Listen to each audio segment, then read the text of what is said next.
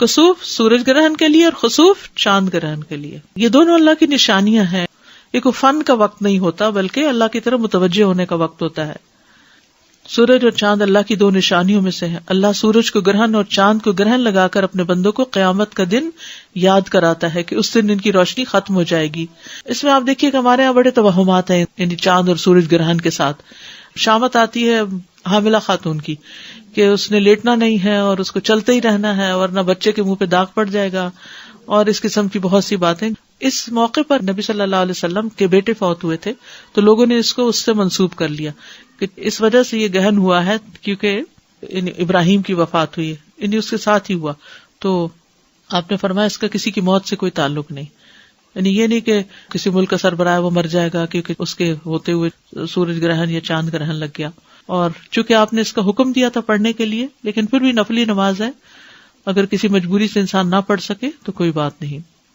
اس کے لیے اذان نہیں ہوتی لیکن اعلان ہوتا ہے ان الصلاۃ جامعۃ.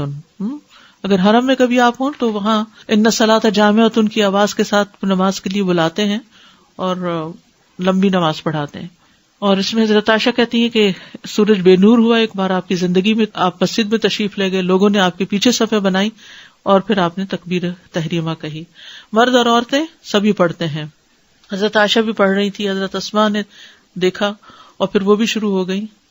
اور اس کا طریقہ تھوڑا سا مختلف ہے نماز کا. اس میں تکبیر تحریمہ کہے, پھر دعائے استفتاح پڑھے, پھر تعوذ پڑھے, اس کے بعد سورۃ الفاتحہ کے ساتھ سورت ملائے اور لمبی قرات کرے. ثم یرکع رکوعا طویلا, پھر لمبا رکوع کرے, پھر رکوع سے سر اٹھا کر سمع اللہ لمن حمدہ ربنا ولک الحمد کہے, پھر دوبارہ سے سورۃ فاتحہ پڑھے, سجدے میں نہیں جانا ابھی, ٹھیک ہے, اور پھر سورۃ فاتحہ کے ساتھ کسی دوسری سورت کو ملا کر لمبی قرات کرے تاہم پہلی رکعت یا پہلے قیام سے یہ قیام تھوڑا کم ہوگا.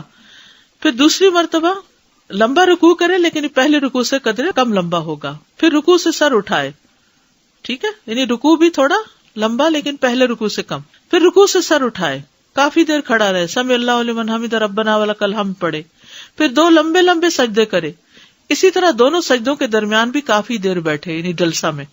اس میں کیا پڑھتے ہیں رب اغفر لی رب اغفر, اس کی تکرار کرتا رہے. پھر دوسری رکعت کے لیے کھڑا ہو اور بالکل پہلی رکعت کی طرح دوسری رکعت میں بھی دونوں رکوع وغیرہ ادا کرے, ٹھیک ہے. ہر رکعت میں 2 رکوع ہیں اور 2 سجدے ہیں, یعنی 2 رکعتیں بن جاتی ہیں ایک طرح سے, لیکن دوسری رکعت کا عمل پہلی رکعت کے اعمال سے قدرے کم ہوگا یعنی طول اس کا.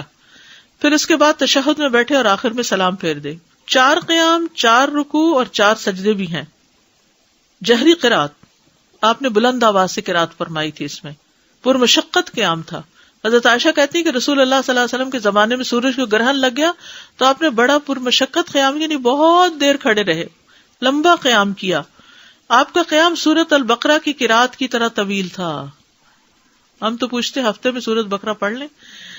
اسماء بنت ابی بکر سے روایت, انہوں نے کہا کہ ایک دن نبی صلی اللہ علیہ وسلم تیزی سے لپک کر گئے. کہا ان کی مراد اس دن سے تھی جس دن سورج گرہن لگا ہوا تھا. تو جلدی میں آپ نے قمیص اٹھا لی, حتیٰ کہ آپ کو چادر لا کر دی گئی تو آپ نے لوگوں کو امامت کراتے ہوئے انتہائی طویل قیام کیا. اگر کوئی ایسا انسان آتا جس کو یہ پتا نہ ہوتا کہ آپ قیام کے بعد رکوع کر چکے ہیں تو اس قیام کی لمبائی پر وہ کبھی نہ کہہ سکتا کہ آپ ایک دفعہ رکوع کر چکے ہیں. طویل رکوع اور سجود. پھر نماز کے بعد خطبہ دینا. گرہن لگنے پر کرنے کے کام کیا ہے؟